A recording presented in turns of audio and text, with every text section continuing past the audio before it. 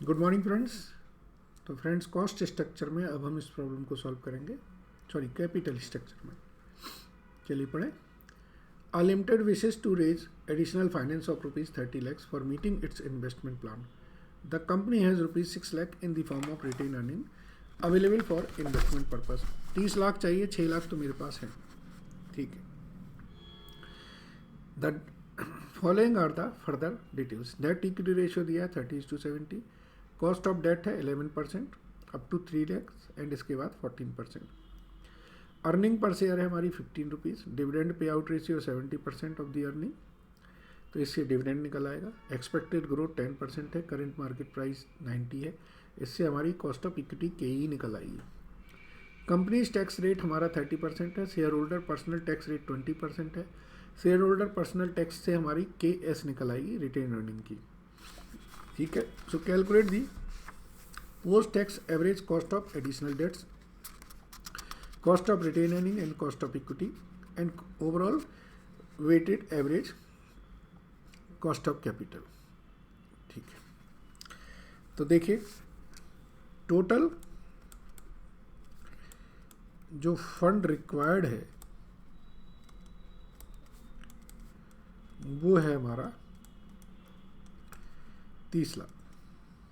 ठीक है। तो डेट कितना होगा? 30%, that is 9 lakh.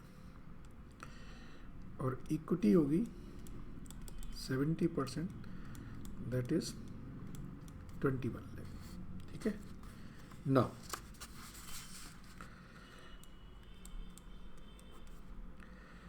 We have retained earning of 6 lakh, that is fresh जो इशू होगा शेयर का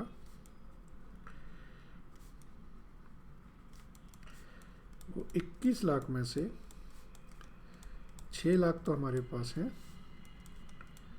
तो 15 लाख रुपए का होगा। ठीक है। ये आपको क्लियर हो गया यहाँ तक? So, एंड डेप्ट्स का जो फाइनेंसिंग होगी, 11% जो डेप्ट होगा वो 3 लाख का होगा और 14% डेप्ट आपका बाकी 6 लाख का होगा। क्वेश्चन में दे रखा है कि 11% का डेट वो 3 लाख तक ले सकते हैं। ठीक है। तो ये डेप्ट का हो गया। तो इक्विटी का जो होगा शेयर कैपिटल से हमारा आएगा 15 लाख और रिटेन्ड अर्निंग से होगा हमारा 6 लाख। ये 21 लाख के हमारे डेप्ट और इक्विटी हो गए। यहाँ तक क्लियर हो गई चीज? चलिए अब निकालेंगे हम KD। जो 11% का डेट का है उसका होगा I1 - T अपॉन, तो अच्छा इसको पूरे का ही निकाल लेते हैं।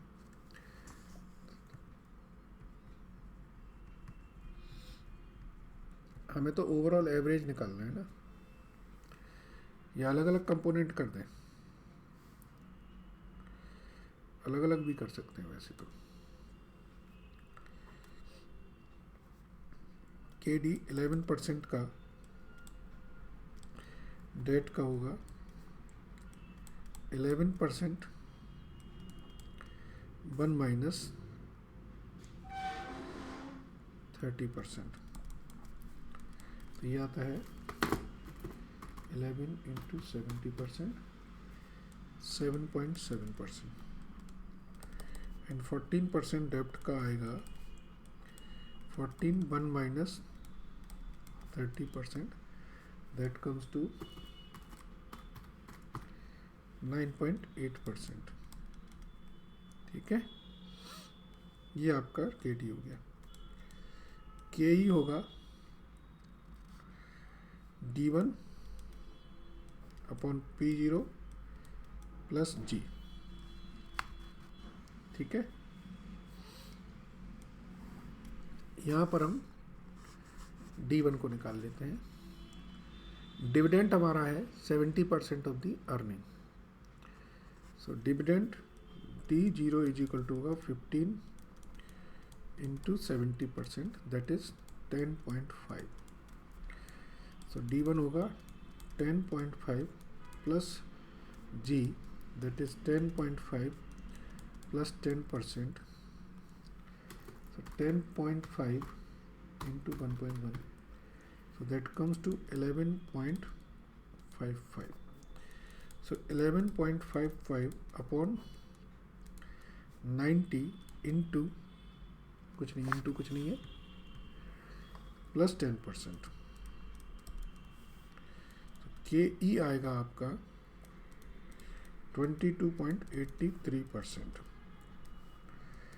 अब हम के एस की बात करें तो के ई 1 minus T P personal tax, तो 22.83% 1 माइनस 20%, तो के एस हो गया हमारा 18.26%। ये निकाल दिया हमने। अब है हमारा तीसरा, ये पैटर्न हो गया और ये पहला ओवरऑल कॉस्ट ऑफ कैपिटल।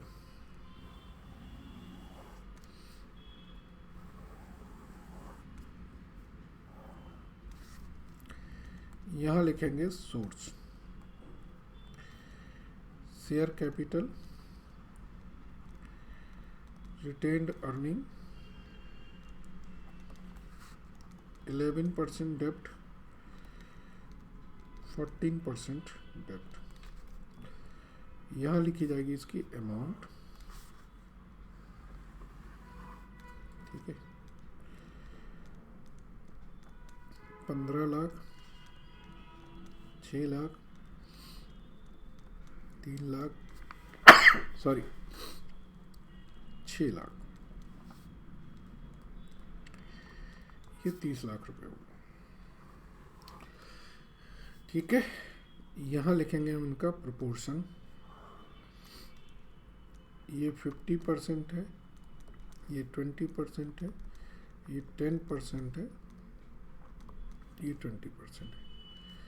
यहाँ इनकी लिखी जाएगी कॉस्ट ऑफ कैपिटल।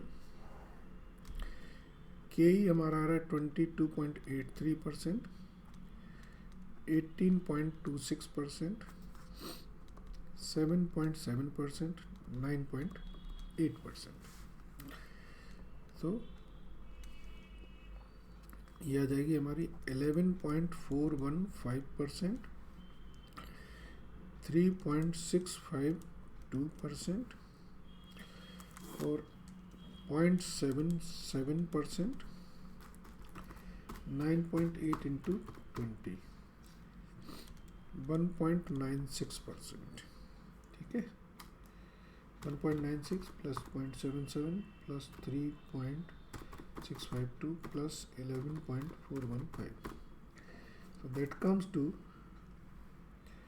17.797%। ये हमारी ओवरऑल कॉस्ट ऑफ कैपिटल आ गई। ठीक है, अच्छा क्वेश्चन है, समझ आ गया। Thank you very much.